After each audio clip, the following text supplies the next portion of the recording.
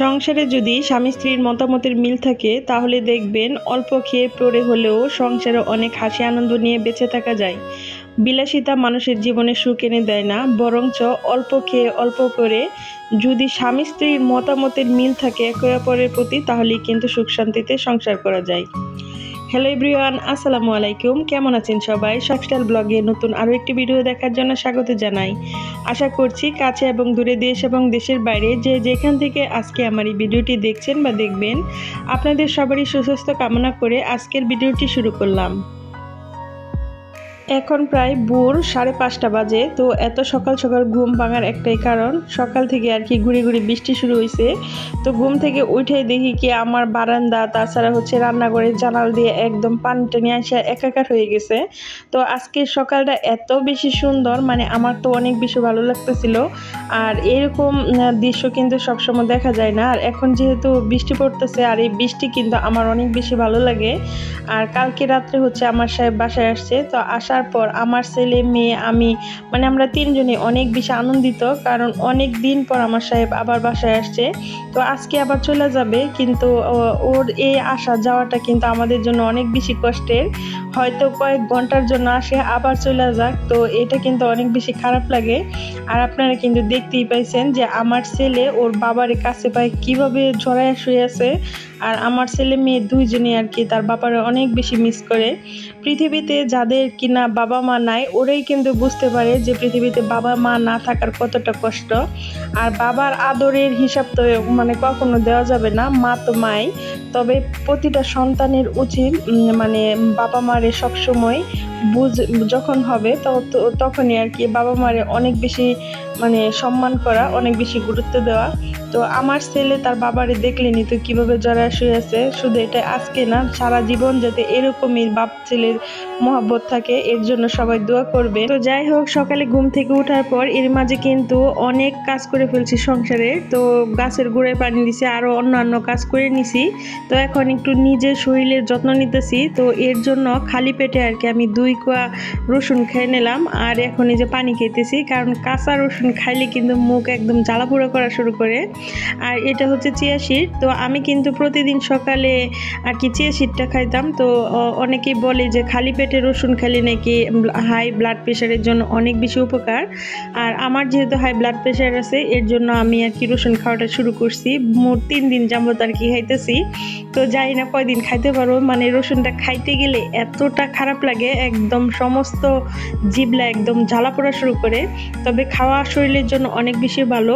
আমি বলবো যাদের কিনা হাই ব্লাড প্রেশার বা ডায়াবেটিস আছে, তারা চাইলে কষ্ট করে হলেও রসুনটা খাইতে পারেন, এতে নাকি অনেক ভালো ফলাফল পাওয়া যায়।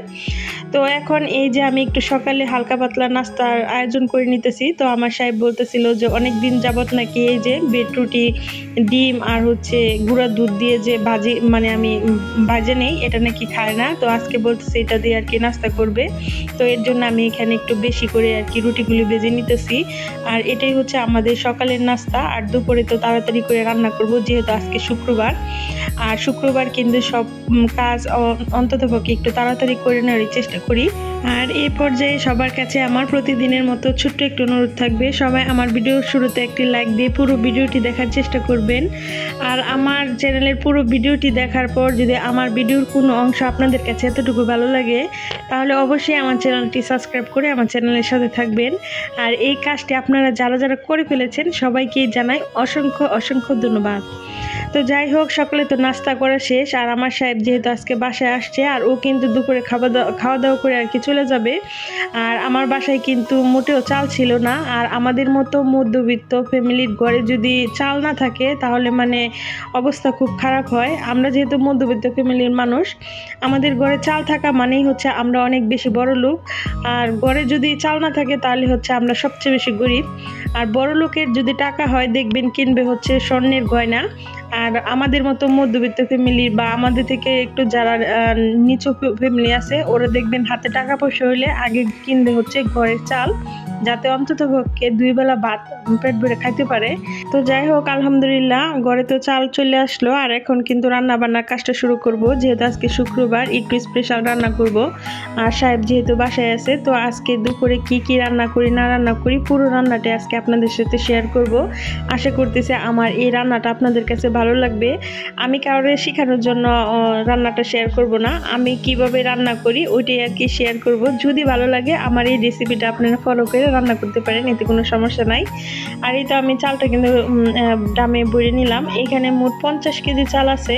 তো 50 কেজি চাল আল্লাহর মধ্যে হয়তো আমার 3.5 মাসের মতো চলে যাবে, বা এর থেকে 3.5 মাস না 4 মাসে যাবে, যেহেতু আমরা এখন 3 জন খাই, অনেক দিনে আর কি যাবে, আমি আনুমানিক আর কি বললাম।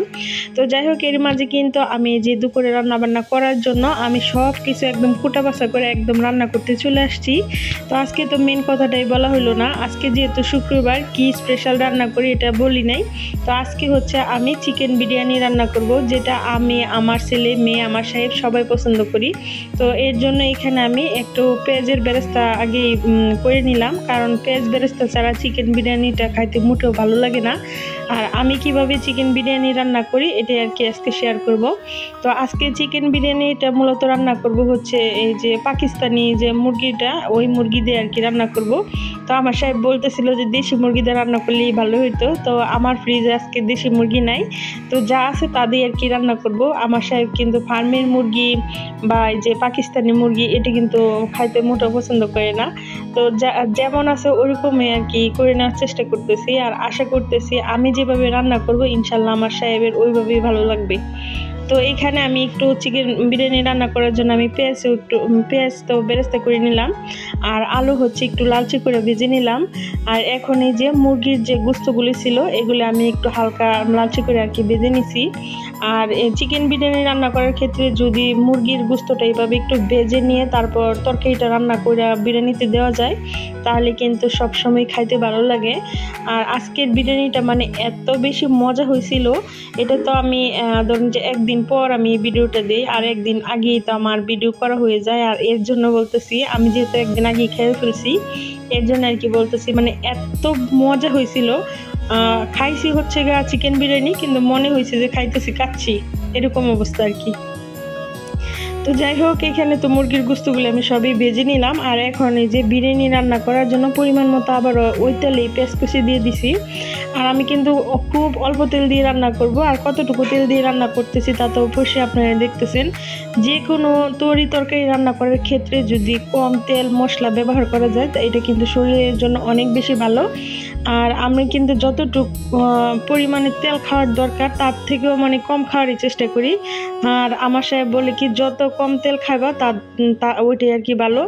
তো এই যে এখন আমি আর কি হালকা করে একটু পেঁয়াজটা ভেজে নিয়ে এখন এই যে আদা রসুন বাটা দিয়ে দিলাম, আর একটু মরিচ বাটা দিয়ে দিলাম। এখন ভালোভাবে আর কি ভেজে নিতেছি। আর যে কোনো রান্না করার ক্ষেত্রে যদি মশলাগুলি ধাপে ধাপে দেওয়ার পর একটু ভেজে নেওয়া যায়, তাহলে কিন্তু প্রতিটা রান্নায় অনেক বেশি মজার হয়। আর রান্না মজার হলে কিন্তু সংসারে দেখবেন সবার প্রশংসা পাওয়া যায়। আর এই প্রশংসা পাইলে কিন্তু যে কতটা ভালো লাগে এটা তো আমরা যারা পাই তারাই কিন্তু বুঝি, আর আমরা গৃহিণীরাই কিন্তু জানি যে প্রশংসা করলে মানে কতটা ভালো লাগে, আরও মন চাই যে আরও বেশি বেশি করে রান্না করে খাওয়াই। তো যাই হোক, এখন এই যে আমি একটু টক দই দিয়ে আবার মশলাটা ভালোভাবে ভেজে নিছি। তো এখন এই যে পরিমাণ মতো পানি দিয়ে দিলাম, এখন একটু বিরিয়ানির মশলা দিয়ে দিব, আর লবণ টবণ তো দিয়েই দিছি আপনারা দেখছেন। তো এই যে আমি বিরিয়ানির 1 প্যাকেট মশলা আর কি দিয়ে দিলাম। আজকে হচ্ছে 1.5 কেজি মুরগির সাথে হচ্ছে 3 পোয়া চাল রান্না করব। আর এখন এই যে 1 টেবিল চামচের মতো টমেটো সস দিলাম, এখন ভালোভাবে কষাই নিব। তো এই যে মশলাটা কিন্তু ভালোভাবে কষানো হয়ে গেছে। এখন এই যে ভেজে রাখা আলু আর হচ্ছে মুরগির গোস্তটা এটা আমি দিয়ে ভালোভাবে কষাই নেব, তারপর পরিমাণ মতো একটু পানি দিয়ে তরকারিটা রান্না করে নিব। তো এদিকে রান্নাটা হইতে থাকুক, আর এখন কিছু কথা বলি। প্রথমেই কিন্তু আমি বললাম যে স্বামী স্ত্রীর যদি মতামতের মিল থাকে সংসারে, তাহলে কিন্তু সংসার অনেক সুন্দর হয়, সুখের হয়। তো এই যে কিসের জন্য বললাম, আজকে কিন্তু আমার সাহেব বলতেছিল যে দেশি মুরগি হলে ভালো হইতো। তো আমি বললাম কি যে দেশি যেহেতু মুরগি নাই, যেহেতু ইয়া আছে কি জানি যে কক মুরগি আছে, এটা দিয়ে রান্না করি আর এটা দিয়ে মজা হবে। তো আমার কথা কিন্তু আমার সাহেব এতটুকু ফালায় নাই, বলছে ঠিক আছে তুমি যা রান্না করবা তাই খাবো। তো এই যে একটা মত, এই মতের যদি এখন ওর আর আমার মিল না থাকতো তাহলে কিন্তু দেখা যেত যে আমার মন হয়তো খারাপ হইতো যে আমি চাইলাম যে আজকে বিরিয়ানিটা রান্না করব এই কক মুরগি দিয়ে, আমার সাহেব খাইতে চাইলো না, তো এর জন্য রান্না করলাম না। তো মনে মনে কিন্তু আমার অনেক রাগ হইতো। তো আমার সাহেব যেহেতু বলছে যে ঠিক আছে তুমি যা রান্না করবা তাই খাবো, এই যে স্বামী স্ত্রীর যে এই যে মতামতের একটা মিল, এই মিল থাকার কারণে কিন্তু অনেক খুশি খুশি মনে আজকে রান্নাটা করে নিলাম। আর রান্নাটা করার পর তো আমি প্রথমেই বললাম যে এতটাই মজা হয়েছে, আল্লাহর রহমত বরকত সবই আছিল এই খাবারের মাঝে। আর আমার সাহেব তো খায় অনেক বেশি প্রশংসা করছে, যদিও আমার সাহেব মানে ও আর থাকতে পারে নাই, দুপুরের খাবারটা খায় আর কি অনেক তাড়াতাড়ি করে চলে গেছে জুমার নামাজ পড়ার সাথে সাথে আর কি। তো আমি একটু তাড়াতাড়ি করে আর কি রান্নাটা করে নিছিলাম, আর পরবর্তীতে আর কি আমি আর আমার মেয়ে আর আমার ছেলে বসে আর কি একসাথে খাইয়ে নিছি। তো এই যে একটা মতের মিল, আর আজকে যদি আমার সাহেব যদি আমার কথা যদি গুরুত্ব না দিত তাহলে হয়তো একা হাতে এই সংসারটা আমি সামলাইতে পারতাম না। আমার উপরে হয়তো আমার সাহেবের আস্থা বিশ্বাস আছে দেখেই কিন্তু আমি একা হাতে আমার সংসারটা আর কি সামলাইতেছি। যেই মানুষটা কিনা আমি এক সময় একটু কাঁচামরিচ কিনা খাই নাই, এই মানুষটা কিন্তু এখন দেখা যায় বাজার টাজার, বাচ্চারা স্কুলে নিয়ে যাওয়া, মানে এ টু জেড যা কিছু আছে আমার সংসারে সব কিছুই কিন্তু আমি সামলাই। এটা কিসের জন্য জানেন? ওই যে স্বামী স্ত্রীর মতামতের মিল আর হচ্ছে একে অপরের প্রতি বিশ্বাস ভালোবাসা, এর থেকে আর কি আমাদের এই যে এই জিনিসটা আসছে। তো আল্লাহর কাছে লাখো কোটি শুকরিয়া যে এমন একজন স্বামী পাইছি, যে স্বামী কিনা কোনো সময় মানে আমি যা পছন্দ করি ওই পছন্দটাই আর কি প্রাধান্যতা দেয় বেশি। তো আলহামদুলিল্লাহ আমিও কিন্তু আমার স্বামীর পছন্দের প্রাধান্যতা দিই বেশি। আমার স্বামীর যেটা ভালো লাগে আলহামদুলিল্লাহ আমি ওইটাই করার চেষ্টা করি। আর সবাই দোয়া করবেন যে আমাদের স্বামী স্ত্রীর মাঝে এরকম মহব্বত থাকে। আর আমিও সবার জন্য দোয়া করি আল্লাহ পাক যেন পৃথিবীর যত স্বামী স্ত্রী আছে একে অপরের প্রতি যেন অনেক অনেক ভালোবাসা থাকে, অনেক অনেক বিশ্বাস থাকে, আর একে অপরের প্রতি যত মতামতের মিল থাকে। আর এই মিল থাকার কারণে কিন্তু একটা সংসার অনেক বেশি সুন্দর হয়। আর এটা কিন্তু বাচ্চা কাচ্চা হওয়ার পরে যদি এই মিলটা দেখে তখন কিন্তু বাচ্চা কাচ্চারাও কিন্তু অনেক বেশি ভালো হয়। আর যাই হোক, এই যে এখন আমি আমার মেয়ে আর ছেলে হচ্ছে যে এই যে প্লেটটা দেখতেছেন এটা কিন্তু সসম্যানের ডাকনা, তো এটার মাঝে আর কি বসে খাবো। আর আমার মেয়ের শখ আর কি সবাই একসাথে বসে খাবে, আর এর জন্য আর কি আমরা তিনজন একসাথে বসে খাইতেছি। তো আমার ছেলের মাঝখান দিয়ে বলতেছে ও খাবে না, কারণ আমার সাহেব যখন খাইতেছিল তখন আমার ছেলের 2 লুকমা খাওয়াই দিছে, এর জন্য বলতেছে আর খাবে না। তো আমি বললাম বাবা একসাথে খাও, খায় দেখো মজা লাগবে। তো খাইতে খাইতে আজকের মতো আমি ভিডিওটা এখানেই শেষ করে দিতেছি। তো আমার ভিডিওটা কার কাছে কেমন লাগছে অবশ্যই জানাবেন। আল্লাহ হাফেজ।